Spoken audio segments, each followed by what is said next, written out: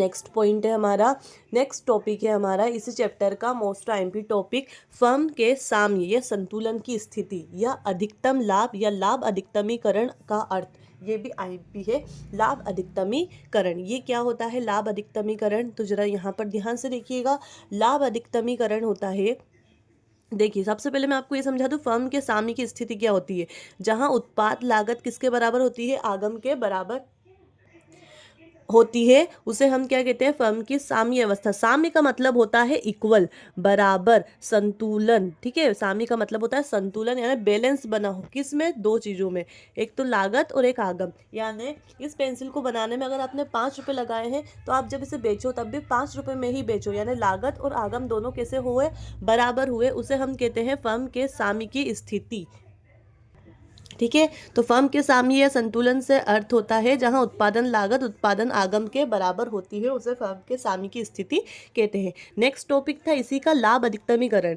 तो देखिए लाभ अधिकतमीकरण, लाभ और अधिकतम, समझ, नाम से ही समझ में आ रहा है, जहां सबसे ज्यादा लाभ होता है। लाभ कैसा होता है, लाभ अधिकतम होता है। तो लाभ अधिकतमीकरण उत्पादन का वह बिंदु है जहां फर्म को सबसे अधिक लाभ होता है। फर्म लागत न्यूनतम तथा आगम कैसा होता है, अधिकतम होता है। वापस से सुनिएगा, बहुत इजी है कि लाभ अधिकतमीकरण क्या होगा, उत्पादन का वह बिंदु जहां फर्म को सबसे अधिक यानी सबसे ज्यादा लाभ हो रहा हो।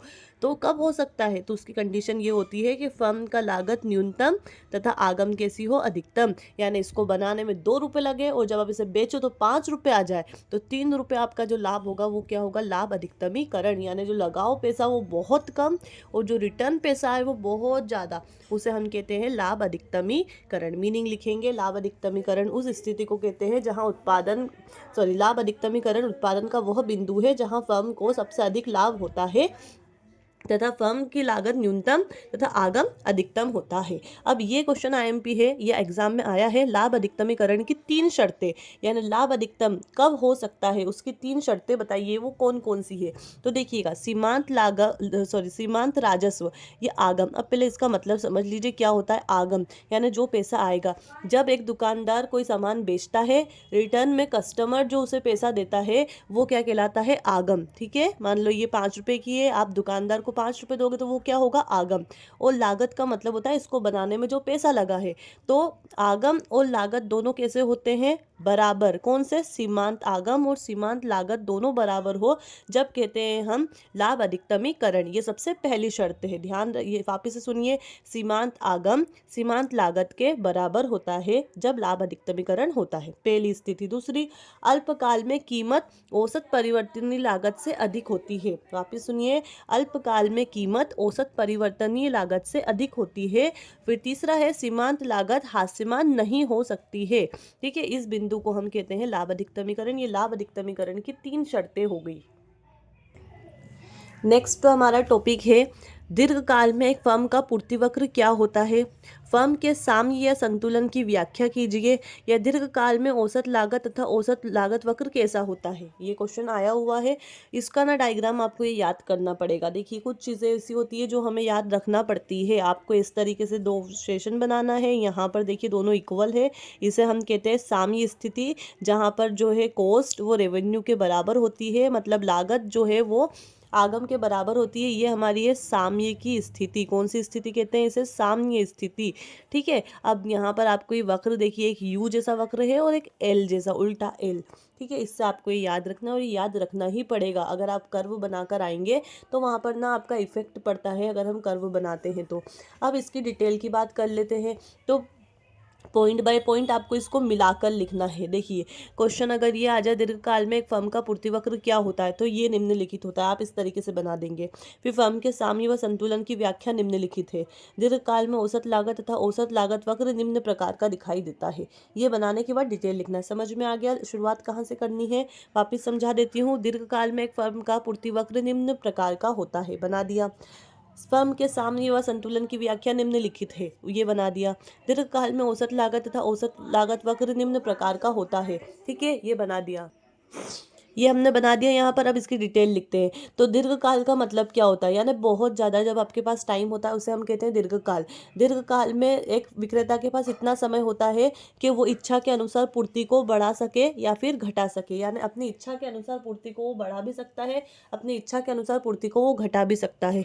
तो वो होती है हमारी सबसे पहली स्थिति। तो हम इसको ना मिला मिला कर लिखना है। सबसे पहले हम दीर्घकाल का मीनिंग डिफाइन करेंगे। तो दीर्घकाल में इतना समय होता है कि पूर्ति को घटाया बढ़ाया जा सकता है।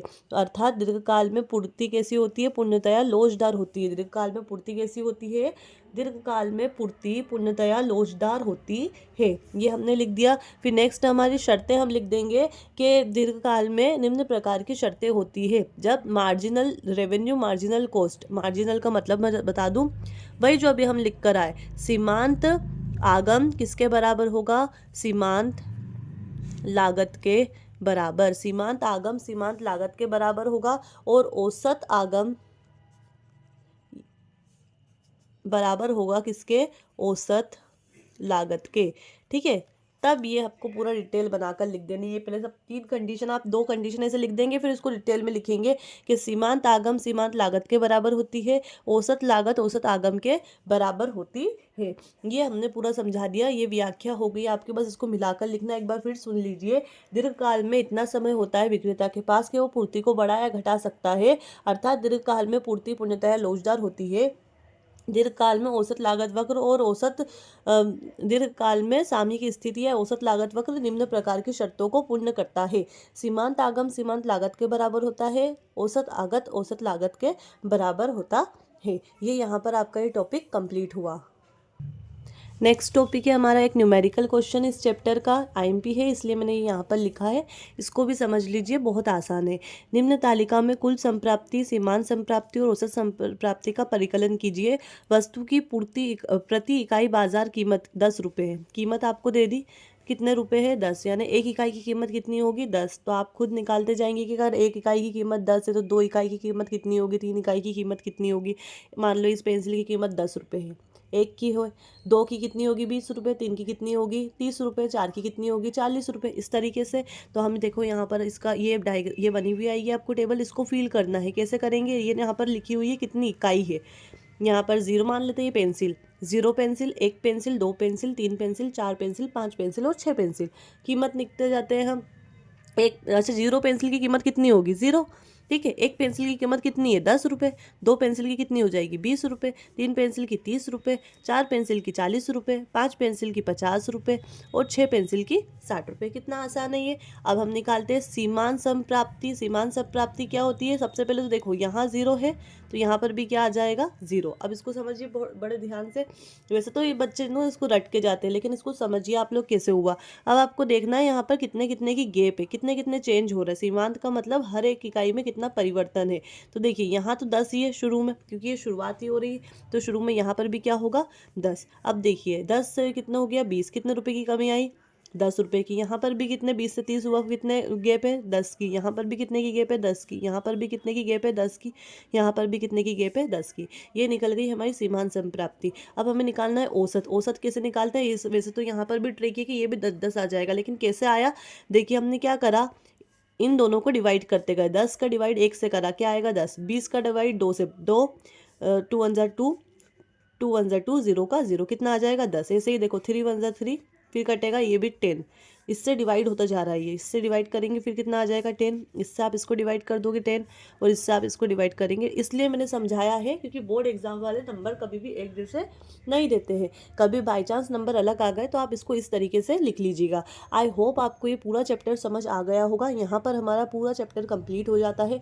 अगर आपको इस चैप्टर में कोई भी डाउट है या मेरे से कोई भी क्वेश्चन छूट गया है तो आप मुझे कमेंट कीजिए, मैं उसकी वीडियो आपको बनाकर डाल दूँगी। अगर आपको वीडियो अच्छी लगी है तो वीडियो को लाइक करिए, अपने दोस्तों के साथ शेयर करिए, कमेंट करिए और अगर मेरे चैनल पर आप नए हैं तो प्लीज़ प्लीज़ उसे सब्सक्राइब करिएगा।